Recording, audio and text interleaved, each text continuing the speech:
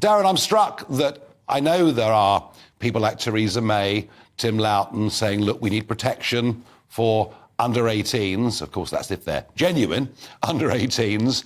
We need to be careful about those that perhaps are being trafficked into the country against their will.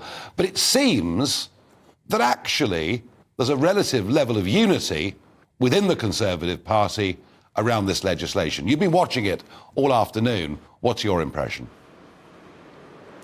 Yeah, indeed, and that is going to be reflected, I think, Nigel, in the vote in, the next couple of minutes or so, and indeed in the fact that the government is not looking at any type of rebellion tonight, and that is because many of those amendments that could have been put forward by backbenchers are simply not going to happen this evening. Now, there are votes on 5 different amendments.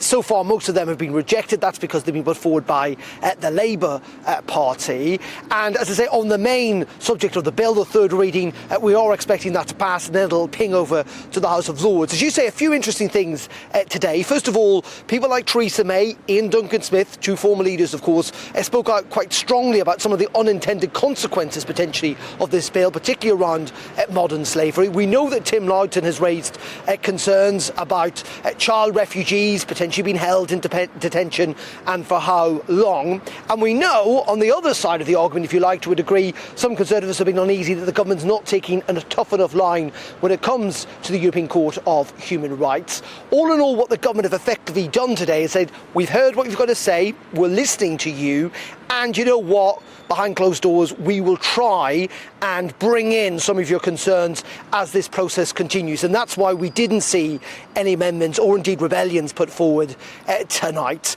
As you say, in relation to the European Court of Human Rights, again, fascinating in terms of the language being used. At the moment, the government's position effectively is that they don't think it is necessary to withdraw from the European Court of Human Rights. Though Suella Braverman, the Home Secretary, when asked about this today, said that her personal views were well documented on the issue, i.e. hint, hint, you know what, that's what I want to see. I'm not sure how that does for Cabinet collective responsibility.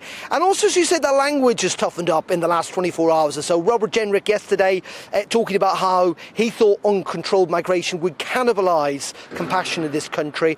Suella Braverman today saying that she thought that migrants getting involved in drugs and violent crime is at odds with British values. Now, there are clearly a lot of criticism of this bill from the opposition. Labour thinks it's immoral. They will point out that criminality existed before migrants started arriving in these shores, certainly in small boats. But the government will be pleased that so far this is going through Parliament pretty easily. There'll be a big battle in the Lords, but it's a battle, I think, Nigel, the government will quite relish.